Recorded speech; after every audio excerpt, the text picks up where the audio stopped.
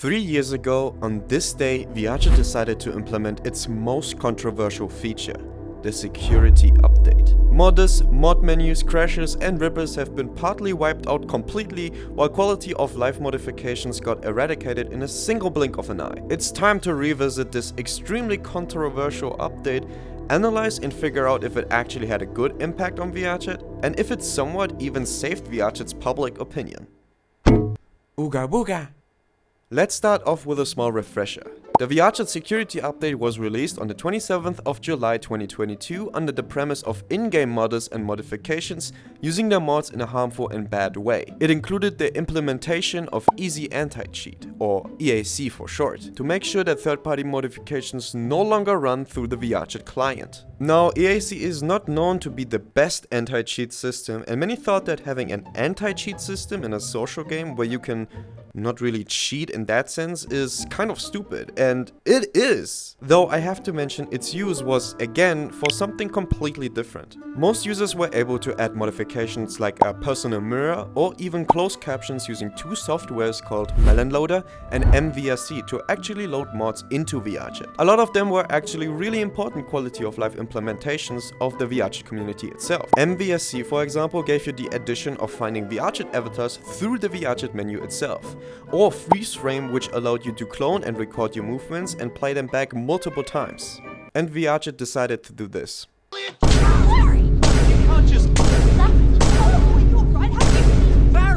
The news of the security update broke the VRChat Discord server. Users on Twitter pushed out post after post talking and complaining about banning modifications straight out of VRChat and not implementing these beforehand. The VRChat Steam page got bombarded with negative reviews about its security update too. An absolute clusterfuck for 3 days straight that the VRChat staff, and specifically Tupper for some reason, had to go through. VRChat then published a new post which gave hope to some people. VRChat addressed feedback, planning on implementing most of the quality of life modifications into the VRChat client itself, and managing chaos control. In the meantime, a lot of VRChatters used the time to try out alternative VR social platforms like ChilloutVR and NeosVR, which no longer exists and got replaced by Resonite. The VRChat player count dropped for the first time by a good chunk, with almost 16% of players during summer, which is usually a pretty stable season for VRChat. During that time, we got to check out the alternatives, which were absolutely overwhelmed by the amount of players coming into their platform and social media groups, with